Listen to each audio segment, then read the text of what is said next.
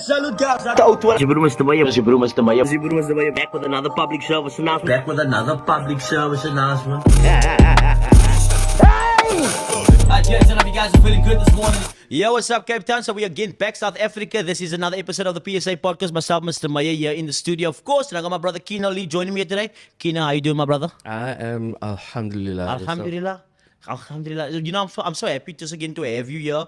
I think the last time we spoke, it was the Bush Radio conversation. We were talking about Barakat. Yes, you've always had me in and always appreciate the support. No, you're welcome. You're welcome. And actually, I had a conversation with some of the producers here and the workers here. I'm like, who's some of the people we're gonna have? I'm like, we have to have Keeno. We have to have Keeno in here because I see the man's making moves. The man's not sleeping. Because some people, they get into the film work, they get into series work, and then sometimes they disappear. But you've been consistent. Look, I mean, I just do the work that I can do. You know? I've been blessed to get the work that I do get. Yeah. I've been in this industry. I did my first show in 1995. 1995. There you have it. And some of you guys weren't born yet. Which, funnily enough, when you see Mark's episode, Mark and I, that's how we met. He was the back then in that time. Yeah. Okay. He was the production manager of the show that I did at the Baxter called "Who Killed Jimmy Valentine." Who Killed Jimmy Valentine? Bro, we did that at school. That's a set book that's a book we did at school. So I was Jimmy Valentine. You were Jimmy Valentine. They wrote that show. I was the lead. They were writing it while we were rehearsing. How interesting. So it was an operetta at the Baxter. Had it not been a book at the time yet? No, it wasn't. It wasn't. Okay. So Michael Williams, who wrote "Who Killed Jimmy Valentine," was the director and writer of the show. It was part of a program called Music Active. Yeah. So kids, and I think this program is something that it would be lovely to see government adopt or some sort of corporate system adopted, because it was such an integral part, and I can't name the amount of people who've come out of this program who are still working in the industry. It was a 6-week program. Yeah. Teachers at every school, they sort of highlight or pinpoint a few learners at every school, say about 10, and they get shuttled to this place from your school on a Saturday morning, and it's like a Saturday course, but in drama, dance, and acting. Drama, dance, and music. Okay. So for 6 weeks, you do workshops. You choose in the first week what stream you want to go into, which medium you want to perform in. So if it's music or acting, whatever. And then you do a workshop for the next 5 weeks after that. Based on the choice that you obviously took. At the end of that, there was a performance at the Baxter of everything that you've now learned within the workshop period. And then at the end of that performance, everybody who was in the show is allowed to audition for a semi-professional production, which is where Poison came from. Remember the show? Yes, I remember the show Poison, yeah. So that's where that came from. It's from that Music Active program. But 1995, how old were you at the time? I was 17 years old. 17 in 1995, so... I'm not young anymore. Yeah, not young anymore. No, but you look well, though. I would say middle-aged. If I get to double how old I am now, it's a good innings. It's a good innings. So now, if you look at 1995, now that's where it started. Now here you are right now. Was that something that you were gonna do? Like, what was the? Because in our previous interview, we spoke of somebody wanted to be a lawyer. You know what I mean? That was the idea. But then, where were you at? No, I wanted to be a graphic designer. There's a job that Amal Walai job doen man. Yes. When you get into high school. Was it the thing at the time? It was a thing. Though? Everybody was like graphic designer, and then people just say, "Nah, I'm going into IT." Going into IT. But they don't know what that means really. They're like, "Nah, I'm just going into IT, bro." Yeah. And IT, the market, IT, the market of IT. It's different now, bro. You haven't checked the field, bro. IT's the way. So much improvement in the field, Man, I'm compounding bomb. You don't know what's going on. Yeah. Anyway, so when I was at school, it was graphic design. Everybody wanted to do graphic design or desktop publishing, which is DTP. Okay. And then I did art at school, and I chose my subjects according to what I would need at university. Yeah. But in matric, I did that program, Music Active. What's school did you go to, by the way? At Livingston. Okay, cool. Claremont side. And then I did that program, and then I got the lead in that show, and I felt more alive in those moments than I had experienced before. That's when you knew. And it kind of it bit me, that bug bit me, and I couldn't really think of doing anything else. And I mean, luckily I had a mom that was like, Supportive of it. Okay, do that. Just she do it, was yeah. a bit reluctant because Okay. she kind of understood. She had a lot of, my parents had a lot of musicians as friends. Like Okay, we so grew they up with understood. music in the house. Yeah. So she kind of understood the life, you know. She even said to me, a lot of the musicians that she knows, they were teachers or they had other jobs Yes, during the day, kind of at and the time, they yeah. had to support themselves like that. Look, the world is a lot different now, than yeah. what it was in '95. We were just coming out of the transition from apartheid. You know, yeah. '94 was our first elections, so '95 was in this very hopeful, very like very sort of new optimistic stage for the country. I thought that I would just crack it as a musician. No, that still really hasn't happened. But but I'm grateful to Yeah. be where I am. You know, it's taken me. People see, oh, you busy now. I see you everywhere. You're doing this. You're doing that. this, You're doing that, that. yeah. Everything I watch, then You there, you pop up again, yeah. but they don't realize that I've been in the industry since then, and Since I've then, been yeah. slugging and making relationships and grinding so that I can get to a point now where I'm working all the time. Yeah. No, I got you. And now, I mean, on the topic, so now you were going all the way back there. I mean, you played Jimmy Valentine. Did that open up more doors for you? Like, I mean, did that Yes. play in that role? Like, because did something else come up after that, like soon, or was it just like, okay, cool, that was it, and now I think chilling? it gave me an advantage because I had a level of experience when it comes to performing in a show in a professional Yeah. setting. The reason they call it a semi-professional production is because the entire crew and the production team are all professionals. This is what they do for a living. Yeah. It's only the students who are performing that are not being paid. Okay, so I got you. For me, it was a sort of a crash course in how the theater world operates, and that sort of stood me in good stead for my first few years because like finishing at UCT. I entered into the working world Yeah. in the year 2000, right? Okay, millennium, the world's supposed to end. Yeah, you know, got it, yeah. yeah. Whew. Everybody was nervous. That's 2000, yeah.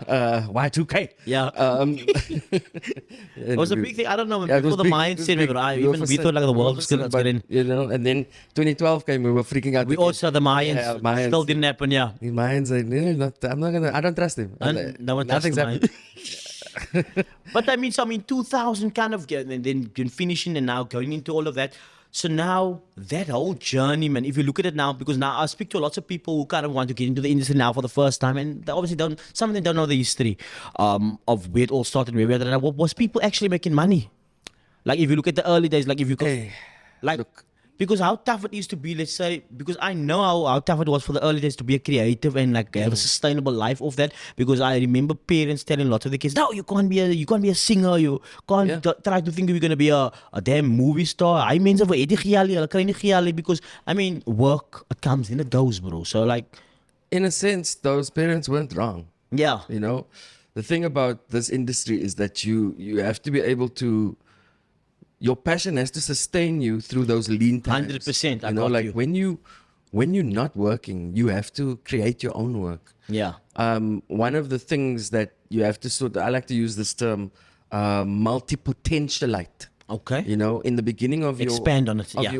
of your career, you have to explore every potential stream of income that you can have. Okay, For myself, you. I'm an actor. That's what I Yes. studied, right? So I'm a classically trained actor. Actor, okay. Which is something I didn't realize about myself. Yeah. I'm throwing it in now wherever I go. Keeno Lee is an Tell people, actor, classically trained actor. classically trained. Okay, Because we studied Shakespeare, we studied Greek tragedy. Those are the classics. Okay. You know, that's what part of your course is when you're studying at UCT. So that's where I come from. I did theater for most of my life until probably like 2010, which is Okay. when doors started to open up for me in terms of film and TV work. yeah. So it was a long time that I spent just slogging in theater doing. Those early theater stuff, I mean, is it available for people to watch still? Can people go check any of the stuff out? I wouldn't know. I think there would be archives at Artscape, and even UCT's library will have some Yeah.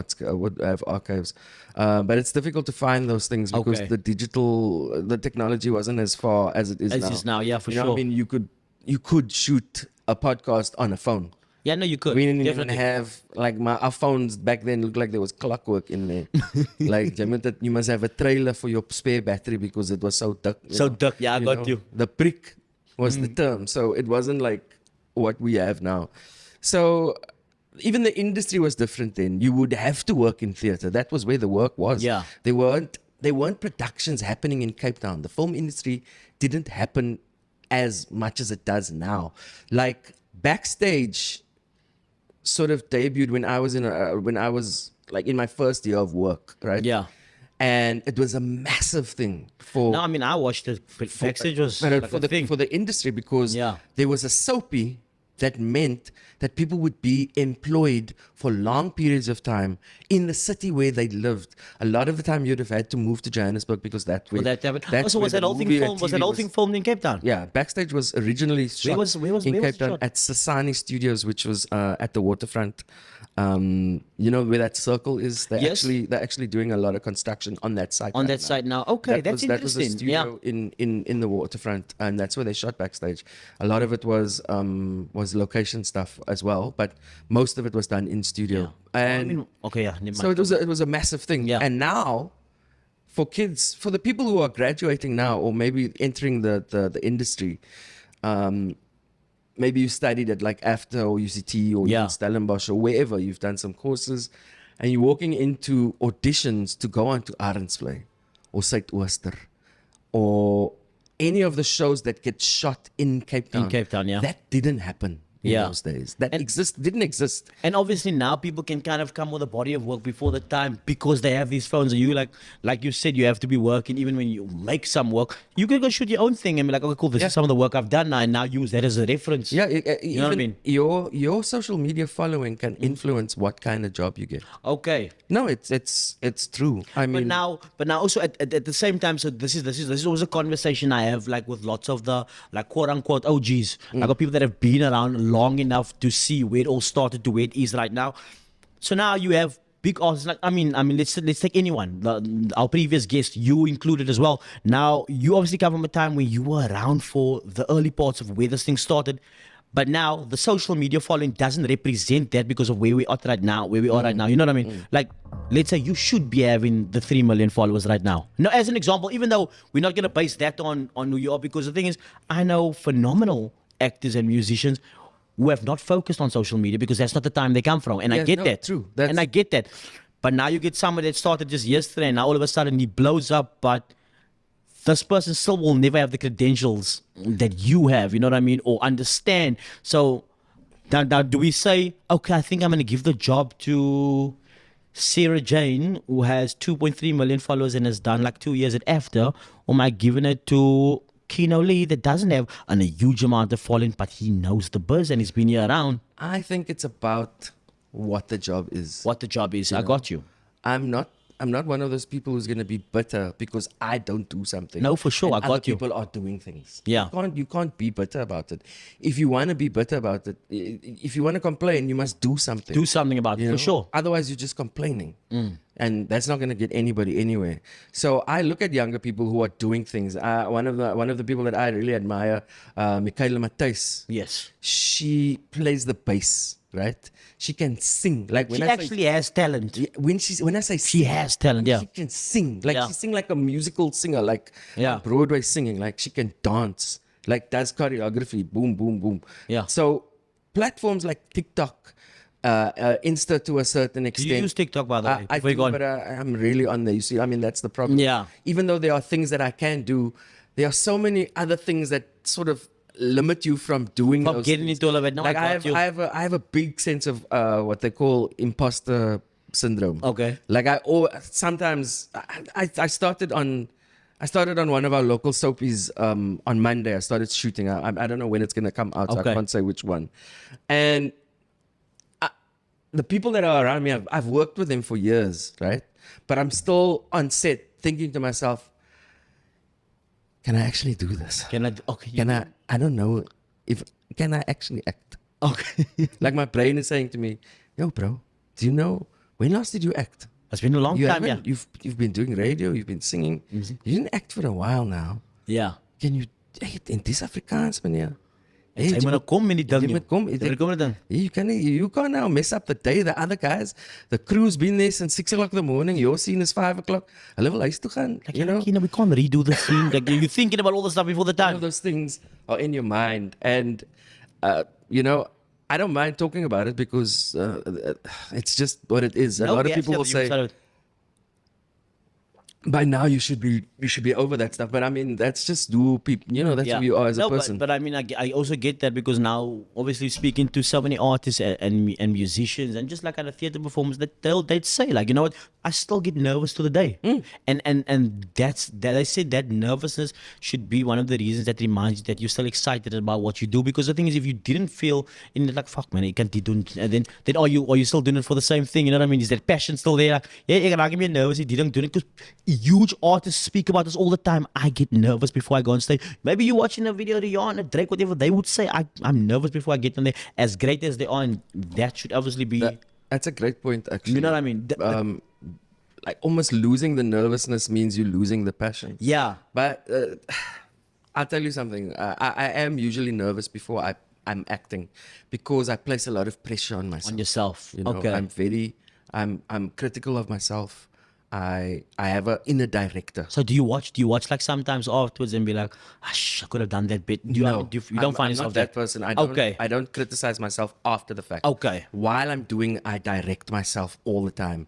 Do it like this. Do it like this. Okay, okay. Yeah, so I keep there's a voice in my head that's saying, left, walk there. No, you must do it. Okay. But That again is an interesting perspective You know? because I don't think lots of people think like that. so I have like an inner director, somebody that's always Okay. that's telling me because I've worked as a director before, Yeah. so I know how I would want a scene to go. To look in as So well. that's kind of what I do. A lot of directors will say, "Let me be don't direct yourself. Let Yeah. me do that." Right. So when you're in a process like that, you sort of you can't allow the insecurities to influence what you're doing. but 100%. They I are got you. there. Yeah. When I'm singing with the Black Ties, Yeah. we've been together for 16 years now. 16 years. Yeah. Sorry, guys. No, it's fine. Go for it. I have a postnasal issue.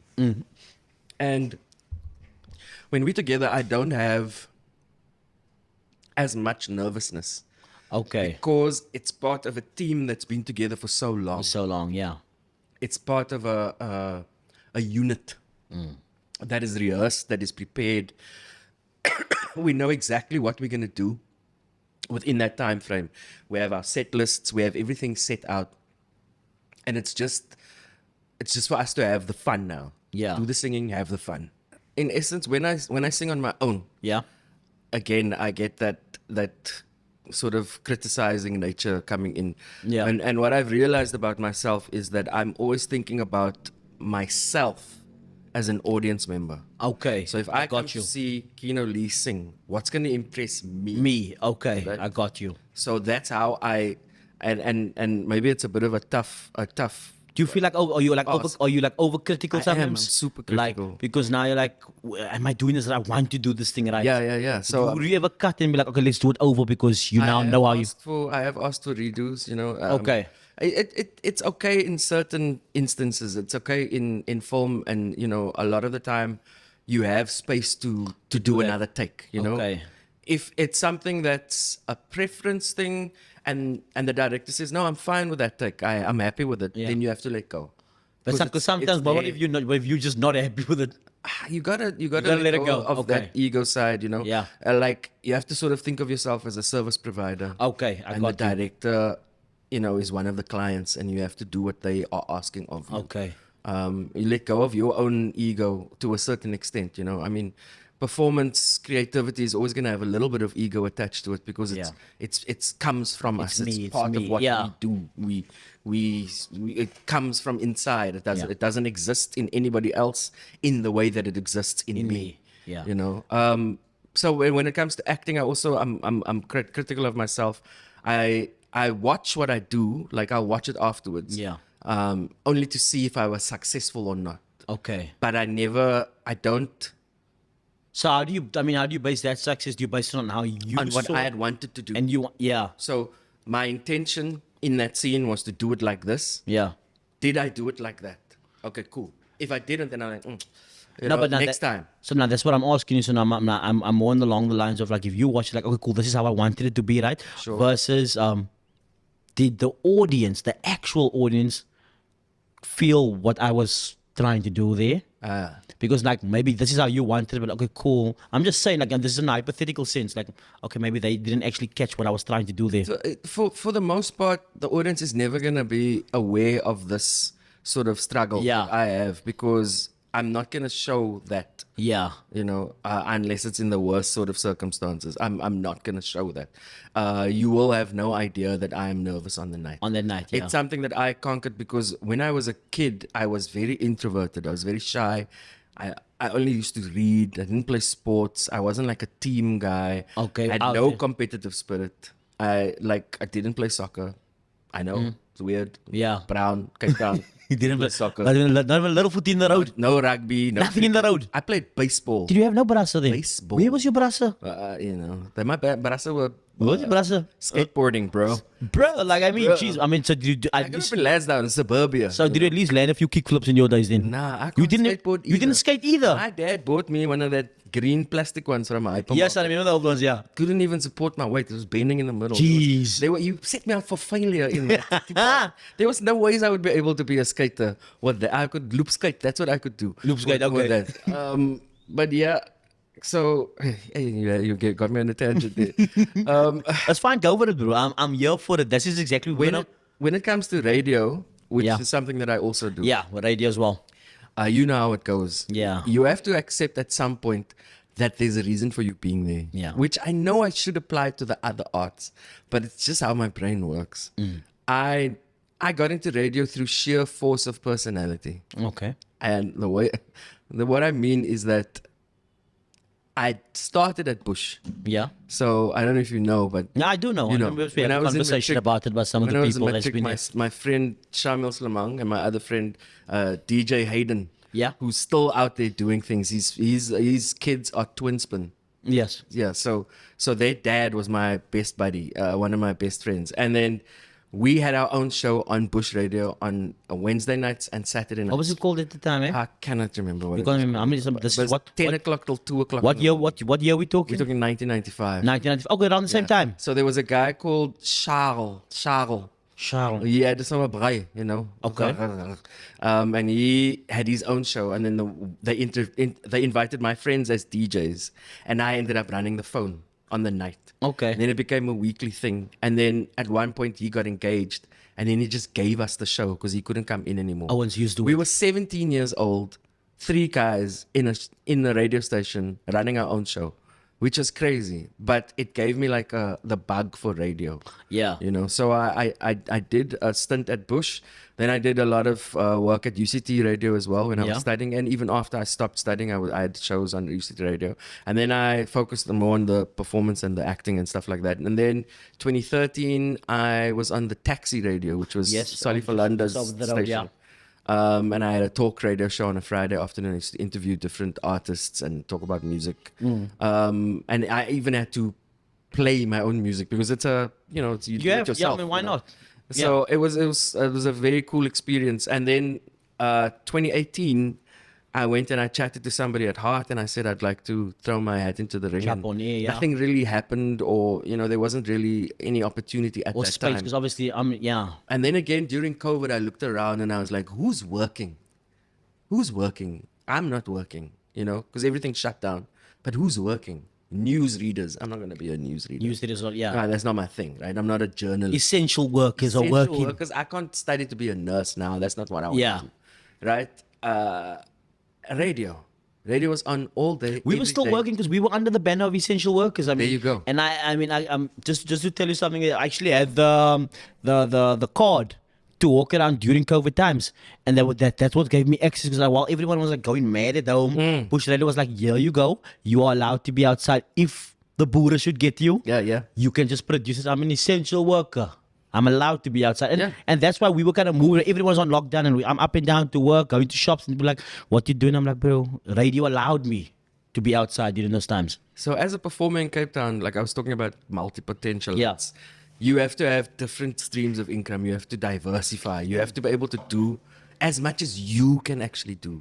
Whether Yeah. it's you're doing a podcast, you're doing content creation, you're doing maybe you choreograph on adverts, or you just You do can't as just be in much- one space, It's- yeah. it's tough because in a lot of other places in the world, if you were doing what you were doing or what I am doing, we wouldn't have to do many different things. We'd be able 100%. to focus on one thing. And But be successful in that and be able to sustain yourself. in this industry in Cape Town, you have to be able to sort of do as many things as Look, you can. that kind of even ties in with just like people today. Like if you have one job, like a second or third job is okay, because the thing is sometimes the first job is not paying enough for everything. Side hustle. Everybody needs Everybody a needs a side hustle. salary. Everyone needs something extra to live by, because now, I mean, I spoke about this so many times, but the price of stuff today is ridiculous. Is insane. You're telling me almost 20 rand for a bread now. It's almost, you know, I lived in Thailand in 2006. Yeah. And it was at a point in Thailand at that time that it was people would live in apartments with no kitchens.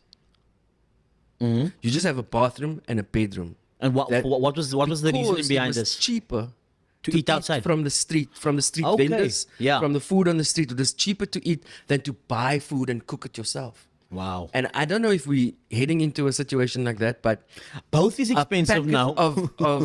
of vegetables is crazy. It's almost the same price as the same amount of meat. You know what I mean? Whereas no. before, vegetables were cheaper. Yeah. And you could afford and you could have a healthy lifestyle.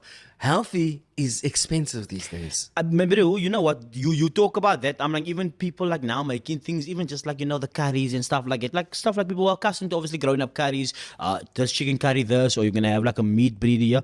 But the price of meat today is a bit expensive now. People's like, I'm gonna only eat meat on, you know, on my birthday and on Friday. It's like, but I mean, if I don't know if you come from a household where food was made like often, like on even that, you know, mom is gonna make whatever plonko, they're gonna make some curry, we're gonna make a chicken, we're gonna make a stew. I think people find it so difficult because now it's like up to like what 400 to 500 rand to make a pot of food for your household. Yeah. You know what I I mean? mean, I remember when we were growing up, my mom would sometimes make food for us as the kids, Yes. and food for them as the adults, because Okay. we didn't eat the same things. Okay, nice. You know what Yeah. I mean? Like my father liked the Durban curry, but Yes. we were like too small. We couldn't eat that. Yeah, So my but mom too would strong. make other food. Now I don't think that's an option. Like Jem would eat. Jem would fit, but that us. Yeah, but us. Yeah. Yeah. You can't say I don't want that, mom. I don't want- No. That's not happening today. So now, if you check out your journey, and obviously like where you are right now, I mean, like I said, you are still active in all the respective fields that you kind of mentioned right now. Youngsters getting into this now and wanting to get this, and I think I have this conversation time and time again, because obviously there are different reasons as to why people want to get into stuff. Some people it's sheer passion. Some people smart to be in the limelight. Some people smart to be known. Again, I don't feel there's no harm in that. But I mean, if that's your way, then that's your way. But I also don't ever want people to have the false idea that I'm going to become the radio presenter, I'm going to become the actor, and tomorrow I'm a millionaire. Yeah, that's not. That You know? doesn't happen. It doesn't happen. It no, doesn't happen wait. here. It does happen. It does Yeah, happen. it does happen here. It does happen. Okay, so tell me a little about that. But it doesn't happen to everyone. It's Okay. very rare that you are the it person. Okay. That gets every job, that's doing well. And even if you're getting every job, that doesn't mean that it translates into you having a lot of money. A lot of money, yeah. Sometimes, I mean, I did an ad in January. We are in May. I have not been paid. Yeah, no, well, Because that's the ad is still being processed. Yeah. It's still being, the effects are, I know, because I also it's still busy playing and stuff like they're that. still making the ad because of everything that had to be done. So Okay, I we got you, I shot got in you. Jan, but I'm still waiting. Yeah. So it's not necessarily that you have every job or that you're being seen that you have money. Yeah. It might be like I have a movie right now that's on the box office on DSTV. It's called Skaapboer. Scarborough. I actually We checked shot that movie 2.5 years ago. it 2.5 years ago. It's only being released. I now. literally saw the trailer like last week. So that money is spent already. Okay, Understand? that money's gone. But Yeah. when people see it, they're like, this man is doing busy, he's good. working lekker now, no? He's making money now. Yeah. But that was a job that I did a long time ago, you know, August 2021. I guess what I'm trying to do is also I just want to set the ground for anyone getting into the industry right now. So like I don't want you to have like these super huge expectations, because there's a large body of work that you still have to do. Okay, so and I think- consistency also, you know, with that. I think where you have to come at it is, why are you doing this? Why are you doing this? Okay. Your reasoning will inform how you approach the industry. Yeah. right? I want to do good work. I want to tell stories. Everything that I do, everything that I do. It's a story. Whether it's acting, whether it's singing, whether it's being on radio, whether it's writing, whether it's doing dubbing work, because I do a lot of ADR, Okay. which is automated dialogue replacement, where we, you know, in the old kung fu movies, there was like, Yes, yeah. you will never beat my My master. man. Yeah. So somebody had to be that voice. Oh, so you I so you do did lots stuff- of that Not in voice. kung fu. I wish. Okay, yeah. I'd love to do that. But like I do a lot of, you know, those Turkish soapies that is in Afrikaans that they Yes. have on the TV show. So I do those things. Okay. And So I, a lot of- I think I've heard, I might have heard Everything that voice. I do is around communication and storytelling, right? And that's what I prize. That's my passion. That's what I love to do. I love to tell stories. I like Yeah. to see how it affects people, how it changes people's minds, how they think about things. I like to be part of that process. Yeah. Fame and being recognized and people taking It's just a photos is byproduct. fun. Yeah, it's a fine. byproduct of your Byproduct. passion, because the passion is the passion. Not that, and you I've are- been saying this. If you are concerned, if that's your be all and your end all, is my likes and my followers, Yeah. and my this and my that, then okay, cool. Yeah. You know, that's you. Do You're not you. knocking that, for Do sure. you, boo-boo, you know? But you need to also understand that's why you're doing it. That's okay. And if it doesn't work out, that's going to affect you. You know what I'm saying? So there are opportunities. No, they definitely so are. many more opportunities, specifically for younger people who are, who are out there, who are doing their thing, who are unafraid. It's like what I was talking about earlier on.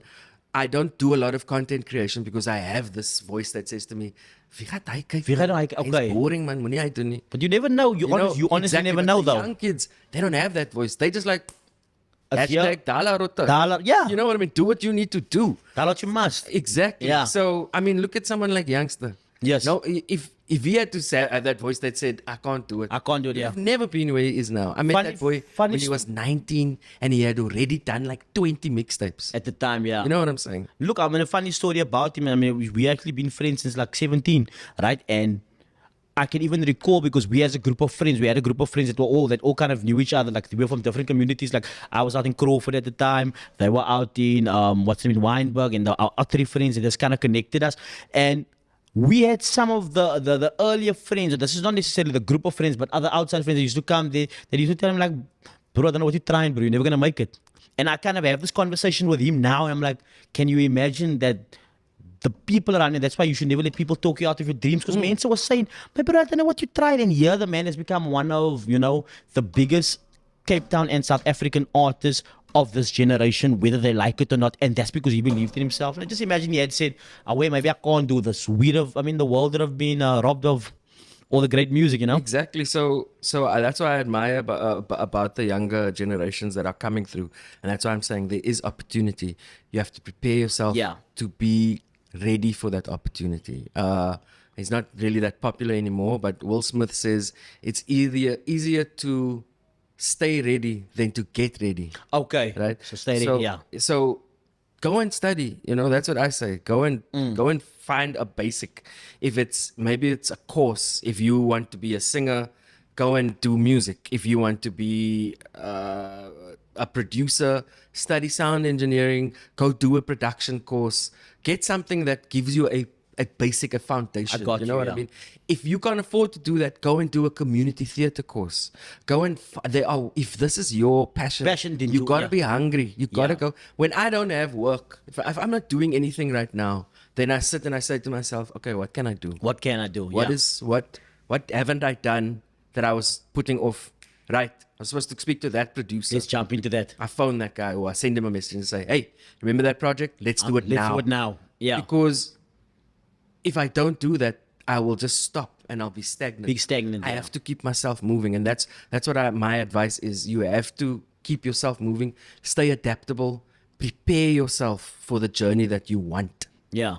So, yeah, there's a young kid that I worked with on Spinners, which is right now it's just nominated for the best series at Cannes Series Award. Big ups. Yeah. In Cannes, Yeah. in France, and his name's Cantona. He's in Iron's Flay a lot, and this boy is He's so good. He's so good. Like You look at him and you're proud. Like, I yeah. see as my nifini, but I feel like I knew. Oh, It's warm, man. my bro, man. Yeah. Yo, I feel so happy and so positive about his journey and where he's gonna go and where he's gonna end up. But it's warranted because he's good. He's good. passionate. He's done the work. You know what I mean? That's what's he's what- not sitting back. I've got something now. I'm just gonna. I'm gonna chill. Yeah. That boy, every day he's in it. He's 100%. You know what I'm saying? Then would you 200%? on the topic of him? Would you say that you say like hard work and consistency sometimes can outshine talent Every time. every time? No, I just wanted to get a second Hard opinion on work beats talent when talent doesn't work that. hard. God. Okay. Beautiful. That's how it works, Yeah. especially in this industry. Because you could obviously get people that are really quiet what they do, but then either they start resting on their laurels, or or the ego kicks in, or it's just like, nah, man, wait, I'm talk better than this man. I'm chilling. I'm guilty of it. I could always be doing more things. Yeah. I could always be doing more.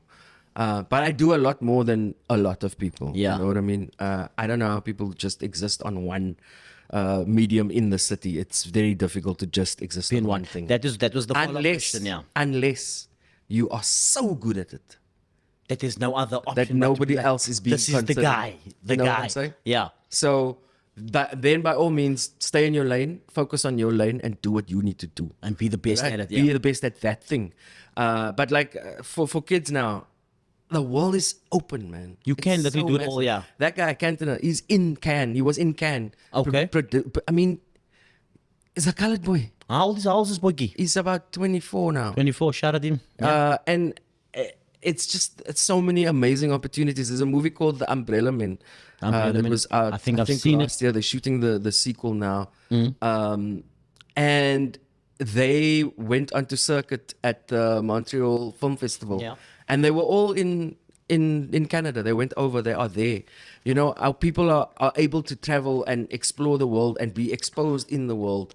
But what I'm saying is, make sure you know why you want Yeah. to do this thing, and pursue that. Okay. You know, if you want to be famous, you got to work doubly hard to Yeah. get there. You gotta put in the work. Look, It's not obviously, just gonna happen. social media these days, people become famous overnight. Yeah, you it's know, true. It's true. but But then you have to keep doing it. Nadia Jafta is not gonna. She wouldn't be Nadia Jafta if she had just sat back after her after the first video, I'm like, I'm done now. Yeah. Yeah, I am where I am. You know, no, she's Consistently, yeah. done what she needed to do. Maybe today she didn't smart to do a video, But tomorrow, but she did one. You know, because she knows this is what I need to do to keep my brand direction and name going. Yeah. moving. This is what I need to focus on. So that's what I'm saying. So now, I mean, on the topic, if you look at it based on what you said now, obviously, if you are now the best at this certain thing right now, would it be obviously this is and I say this, and it's not to steer anyone away from anything, for doing anything, because I would obviously really want you guys to become like the best at whatever it is you'd want to do, but would it be something to say, listen, I'm going to get into the arts? And when I say the arts, under that umbrella is everything that we do. I'd say movies, theater, radio, all things entertainment, right? So you get into the arts. Is it something sustainable that people are able to get into and they can live a life off it? Yes. Yes. So I'll give you a breakdown. When people say you're in the film industry, Yeah. it's literally an industry. We're talking about hundreds of people working every single day. That's their jobs. You are a lighting technician. You are a technically skilled individual who is doing a job every day, Yeah. right?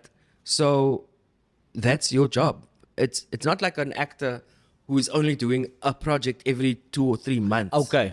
These guys, the crew, production, they work They all always the time. working, yeah. They work, because they work on every production that their company gets, instead of an actor who can only get what he auditions So for. then it begs the And so on. question. So there is work in these industries. It just depends on what you want to do. So because then again, also what I've seen now personally, I've seen there's a big influx of people that want to get into the producing section as opposed to being in front of the camera.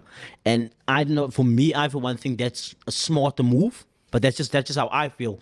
You know what I mean? Because obviously, I want to be in front of the camera all the time and things like that. But I mean, if you had the opportunity to be behind the scenes, I think it gives you a longer lifespan, Yeah, I completely a agree. much a longer lifespan. If that's what What you wanna you're do. good at, then do that. Yes. You know, I know a lot of people who started out as writers and directors and who've become producers because Okay. it makes them they're passionate about it. It makes them tick. You know, they've still attached to the process of making art, but they've moved into a different part of it, you know, or securing the finances for the art to be made. And maybe you'll make more money. You probably will. Look at I it. mean, the person that owns the production company is making more than the person who's got person- one day call on the production. Yeah. You know what I'm saying? So there is an entire industry behind those Yeah. things. I mean, if you work at a radio station, it's not just you sitting alone there. It's in the room. everyone, yeah. There's the engineer that had to come and set all these things up. There's the people that set up the studio. There's the receptionist downstairs. engineer to There's make the sure marketing everything's running, department. yeah. There's so there's an entire industry surrounding entertainment and the arts. It just depends on what you feel like your Yeah. slot is in those industries. I got you, man. Now with everything that you've been doing, the list goes on. I mean, you can drop us all the things that's coming out, but now you, by heart or by nature, you're a storyteller. So now you like telling stories, but now, if you had the opportunity to tell your story or what type of story you'd like to tell, I don't know if you're gonna get the cat out of the bag, because I don't know, maybe you're in production, maybe you're busy or something. You never know. But would you tell, what would your narrative for a story that you'd want to write be about? You know what I mean? Considering where you are, who you are, your identity, your culture, all of those things encompassing in that, what kind of stories would you like to tell? That's an interesting question. I don't think I've ever really thought about it. I'm writing a movie at the moment, which is semi autobiographical, but only about one very short part of my life, around 3 years of my life. Okay. And like a friend, like Conita Adams says to me, if you're gonna make a movie, you don't have to win an Oscar and you don't have to change the world. Yeah. You know what I mean? It can just be a movie. There's millions of movies that get made. They're not just movies, yeah. They're just movies. You just watch it because you watch it, right? Yeah. So I'm not saying that I would want to make something that doesn't have any message or anything like that, but this movie is about what it is that I'm writing. It's an experience and a time in my life that was sort of instrumental into what I've done with the rest of my life. I don't think I'm at a stage where I would release like a greatest hits. Do you know what Okay. I'm saying? Because there's so much that I still want to you achieve. still want to do. A lot of things that I haven't done that I want to do. You know, Yeah. and I don't feel like I'm at a point where I want to say, okay, I can sit back and say, let's celebrate what I have done already. I'm always looking forward. Always I'm always looking like, forward. okay, what am I doing next? And let me focus on that. Let me do this. Let me do this. You celebrate the victories. You have along the way. to. You have to celebrate victories. You have to acknowledge that the work. But that that's you're not where doing- we pause in. But that's not me. Then I just move the goals. Yeah. You know, a friend of mine used to say, he's unfortunately passed away now. He used to say, the sky is the limit, but don't let your limit become the sky. Okay. Do you know what I mean? Yeah. So when you achieve something that you set yourself out We to gotta do, keep it moving. then you move the goalposts. Yeah. Because now you're here. Now you can't decide. I'm done. This is done now. I'm done. Yeah. You can chill now. You know the reason I asked you that question again, because I think me and a couple of friends were obviously debating this, and this is how I feel. I mean, you obviously in the film industry, so you'd understand what I'm trying to say. Obviously, I haven't watched everything there is out there, so No I one don't can. so I don't know, right? But just based on me watching movies now, so obviously I'm gonna go watch a movie. This is the new hit out, and lots of the movies that came out, like it's in the last 10 years that I've gotten to watch it at big box office hit, was obviously lots of things around gangsterism and things like that, which were kind of pushed more and had a bigger role. And I just felt like I've personally, that I can say, never got an opportunity to watch a movie that tells you the perspective of a young colored man that doesn't have that other negative aspect in it all the time. Like, imagine we did a movie about Keeno Lee's life, man. Like, he didn't play sports, and this is the movie. What was your life like going to school? Relatively boring movie. He went to Livingston, but obviously now we can think of, like, we can talk about dad that probably set me up for failure by that skateboard. These are the kind of stories that I also would like to see, like real life people, and that doesn't have the stigmas of socioeconomic issues being be all and end all of that movie. If you know what I mean? I completely Like, understand. tell where me you're about the coming girl that went to normies and Yeah. that walked through the woods and played with dogs as opposed to, There's you know, there's a massive movement now within the writing fraternity and within the industry. People who are making their own projects to tell everyday stories. Yeah. You know, yes, we have gangsterism. We do. we do. No, we do. It is an undeniable fact. We have gangsters in the city. In every country in the world. Yeah, yeah, You know what I yeah. mean? You know what I mean? And you know, in journalism, they say, if it bleeds, it leads. Yeah. So anything that is sensationalist, people will watch. Basically, That's what why I'm trying to things say, I'm ready for the colored superhero by now. it can, I'm ready. It can, You know what I mean? We have Captain like- America. When's Captain South Africa coming out? We don't have to follow the same I feel thing, like but Eno Adams will be that like that guy. Captain South Africa. He's like, no. Huh? He's load shedding for you, load shedding for you. It doesn't matter, you know. Wat moet ek doen? You know, like there's a movement to telling those everyday stories. There's movies that are products that are coming out that are just telling the stories of people that you almost know. If you look at them, I know I'm in it, but if you look at something like Barakat, which Yes. is a story of a family, it's centered around Eid. And so relatable. Like one of the most Because relatable it's movies I've got to watch. It's just about relationship. It's about family. Everybody can understand the theme of family because almost everybody has a family, you know. Yeah. In one way or another. Siblings, friends, love. These are universal themes, and that's what that movie was about. Yes, you can't walk away from the social political climate that the movie exists in. Yeah. Because that's the reality. But it's a story about everyday people. Okay, listen, Keeno, man. So now we're gonna move into a bit of this Would You Rathers or so. I got a part for you. Let me go. So listen here, right? If you had to choose, bro, would you rather eat chopsticks? But eat with chopsticks or eat with a knife and fork for the rest of your life. So basically, every single thing you eat, it doesn't matter what it is. Whether you're gonna have 2 slices of bread with bologna or Vienna, knife and fork it is. But I don't know. Since you told me about your upbringing, I think you ate knife with a knife and fork regardless.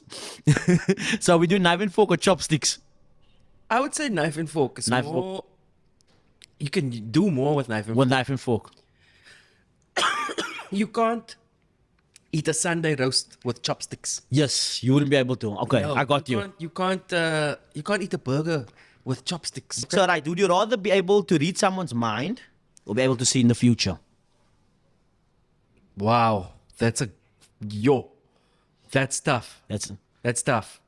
I would say. And when I that's say the see into future. when I say see into the future, I mean there's literally no limit to how far you can go. Or you can go all the way to the end. You know what I mean? Yeah.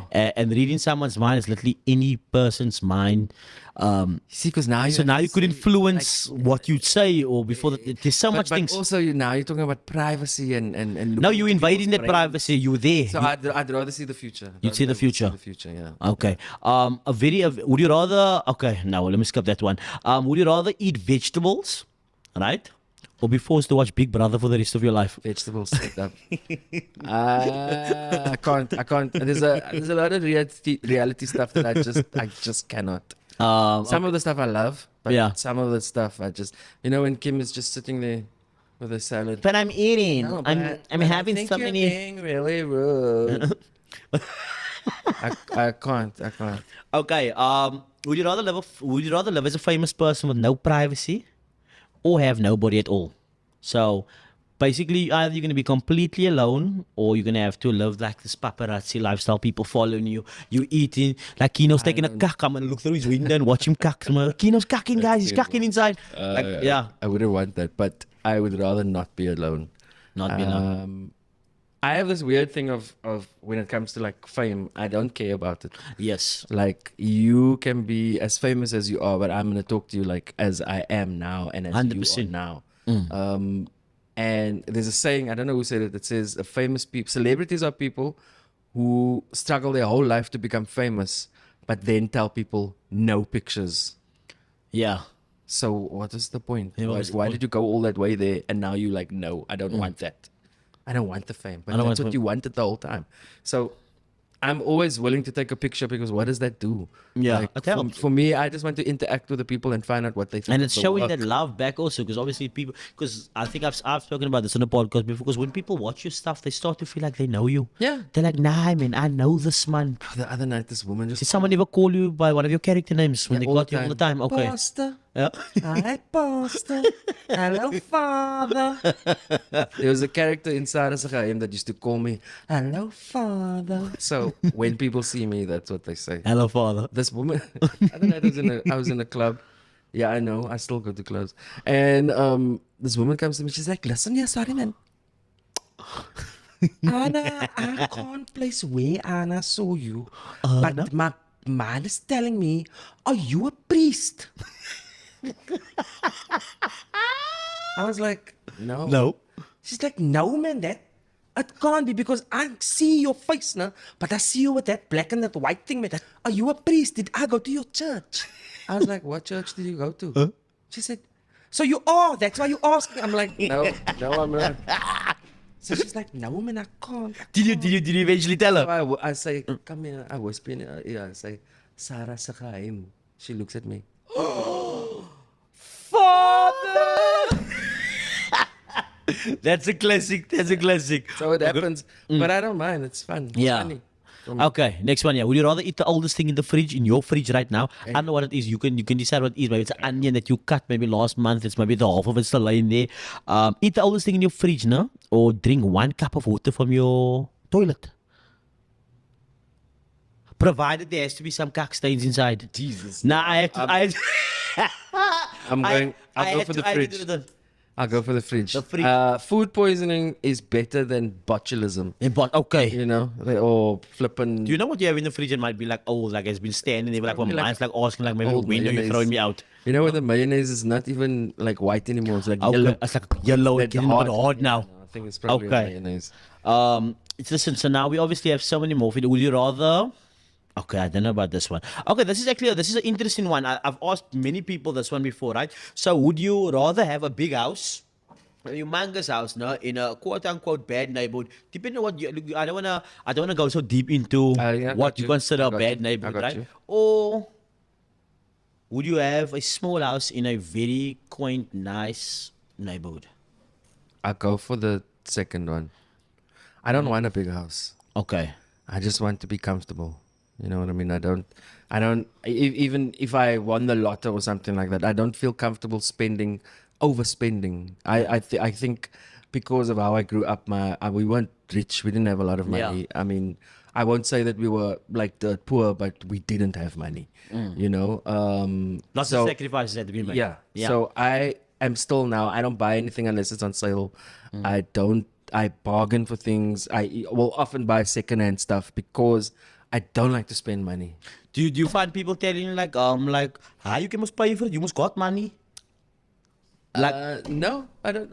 That doesn't really. I don't know if people make that assumption. And sometimes I do have money, so I can pay for it. Yes, no, I get that. But it's just, I just feel like uncomfortable with like spending willy-nilly, because the thing is, in this industry, and this is a good point for anybody that's getting into it, you have to be able to stretch your budget. So even if I have 100,000 rand in my account, How long is this gonna I don't last, know man? When's the my next work job coming? is coming. Yes. I don't know when my next big job is coming.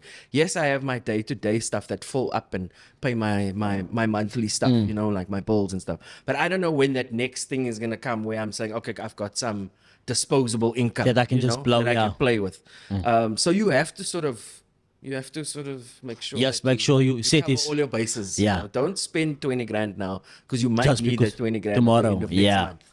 You know, Look here, so- and I mean, I think this is going to be near the end of it, man. But this is just something I've been interested to know. Is I ask lots of people about how they juggle their lives around. You have a son. Yes. I believe you have a son, and now I mean, you're doing radio, you're doing music, you're doing how do you, I mean, do you juggle the time around enough to spend enough quality time with your boy? I see my son every single day. Every single day? Take him to school every single morning. Unless I'm shooting on that day and my call is that early and then I can't, and he understands. Because I mean, he's 7, he kind of realizes his Yes. dad doesn't live a normal- normal life. You know, who does? But my job isn't like every day, like everybody else's job. So, like, he doesn't even get phased if he sees me on TV or something like Okay. that. Like the other day we were on Showmax, I was like, hey, there's dad. He was like, where? I said, there, with the yellow, the poster. Yeah. Oh. Oh. And then I said, oh, and because it was Barakat and Sarah's Okay, time, coming off each but it other. was on the same sort of thing. And I was like, oh, and there I'm in that one. He looked at me, he's like, you just in all the TV, eh?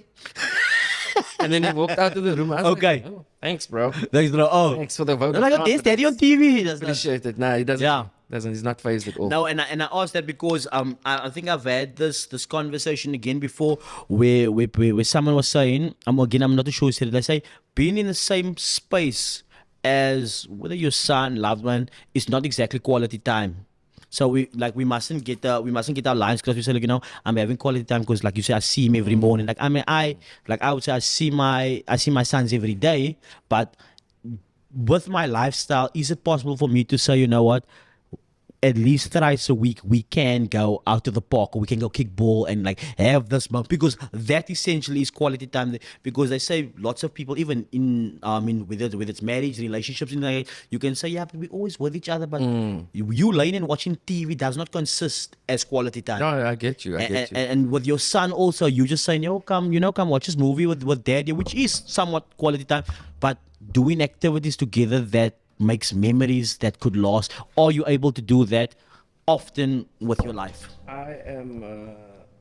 My problem is I spend too much time on my phone. Yeah. So I'm always reading something, or I'm always responding to something, or like in this industry, a lot of things get operated through social media. No, like I said, even we made this arrangement through Instagram. right? I'm irritated at how long I have to just be like this, because sometimes I'm like, fuck, but I want to put this down, but that means I'm gonna skip myself. Right. So like, how do I So I'm very lucky in that my son's mom is she monitors that kind of thing. Okay, I got you. She does it for herself as well, but she'll say, just Put it down a bit. Yeah. You're right. Put it down. Yeah. Put it down. I try my utmost to spend that time with him, whether it's playing snakes or ladders, Okay. or watching him ride his scooter or something outside, or I'm not sporty. I don't. Yeah. He doesn't even care about soccer. I bought him like a ball. He doesn't care. That's not his thing. But he loves to draw and he loves to sculpt things. He's very good with his Yeah. hands. He can make things. So I sit and I would work with him. Even if he's playing a video game, I'll sit next to him and I'll say, explain to me What's happening. going on? Yeah. Why are you going in there? Yeah. So that's my best friend. My son is my best friend. Yeah. I know people say that, but I promise you, That's your that best friend. guy. If I don't see him, then my day is shot. If Yeah. I don't chill with him, I'm done. I don't have a good day. Yeah. So that is my broke bestie. He didn't pay for rent, not once. Not once, but but I that's love fine. him For so now, much. it's okay. Yeah. So I try my best to be there. A lot of people say showing up is important. Yeah. But you can't just show up. You can't just show up, because you can be there on your phone for 2 hours and say, okay, peace, I'm gone. I'm gone. Yeah. You know? But you have to be there in a way that they understand that you are there. That you are there. That I don't have to get up at Sparrow's fart to get his lunch together and put it. To do all that. I Yeah. could just let his mom do that. Yeah. But we try to work together so that we can provide the best situation for him to move forward in the mornings, in the day. So yeah, I try to be there as much as I can. And I guess the only reason I raise this with you, because I've got sons of my own, and I'm obviously on radio, I'm doing the podcast, I'm working with brands, I'm here, I'm there, and sometimes admittedly I get to a point where I'm like, you know what, I'm using so much of my time, and obviously this is for the benefit of them later, because that's what I would like to ascribe it to, because I'm doing everything for my children regardless, because that's what I have to do. But like sometimes you obviously sit back and you wish, like, I wish I could actually spend more time doing that, but in order for me to do that, I have to do this. And sometimes those lines clash. Like, I gotta go to this radio show, but I would have loved to go with you. But like, you don't also want to disappoint that side, but you can't disappoint. So sometimes it's tough. I must admit that I have sacrificed a lot of sort of social things to spend time with my child. Okay. And I don't regret that in any way, shape, or form. Sometimes I have to say I can't go to that event because I was working last night. Yes. I was working with the Black Ties, or I was shooting or something. There's an event tonight. I'm not going to go to the event. You can't do everything. Because otherwise I'm not going to see my son for 2 days in a row. and that's not fair on That's him. not fair him. Okay. You know, it's not fair on me because I miss him. Yeah. But it's not really fair on him because he's not seeing his father. And I believe that you should try and be the person that you would have felt comfortable and safe with when you were a child. Okay. You know? So I feel like I look at him and I was like, what would he want? Would he want me to now go out again? You would probably be understanding of it, but how would it make him feel? And I'm like, I don't Let it go. I don't need to go and eat little finger foods and take a picture and then go home. And go home. I can rather just go home. And if I need to speak to him, I'll probably call him up. You know, there's some daddy 101 there for you guys, man. You got the update, bro. Keeno, it's been an absolute pleasure. Thank Thanks, you man. for joining me on the PSA podcast. I look forward to seeing more of you on TV, on Netflix, DSTV, Sorry, wherever you are. Can I net say, Yes. you always invite me to come talk to you and Yes. stuff, and I appreciate it. I appreciate the support. I Oh, you're appreciate welcome. the fellowship and the brothership. But you never invite me when you eat stuff, man. And I like to eat. You know what? We can I go don't- we can go eat a date whenever you want to. You 'Cause I see- listen, we're on the podcast right No, now. this man, he's always like, he's got the, like the food, man. And I People don't understand. I do get to- I do food reviews. You know, Yeah, the also- the funny thing is when I do those food reviews, people assume I actually eat all that food. I actually don't. I'm like, whoever's lumping, I'm like, oh, I tasted what I wanted. You can I have. be that guy. Okay. See what I'm saying? So I might be doing a food. I'm doing a food review next week. I'm gonna phone you up, and you know what? Yeah. To make it even sweeter, bring your son with. Oh. And we all eating together. Oh, that sounds good. I made a promise on the podcast. We're gonna do this. That sounds good. We're gonna do this. Keeno, it's been a pleasure. Thank Thank you, my brother. From my side, that's another episode of the PSA podcast. And until next time, stay tuned. Yes, salute guys. Mr. Maya. Back with another public service announcement. I just don't know if you guys are feeling good this morning.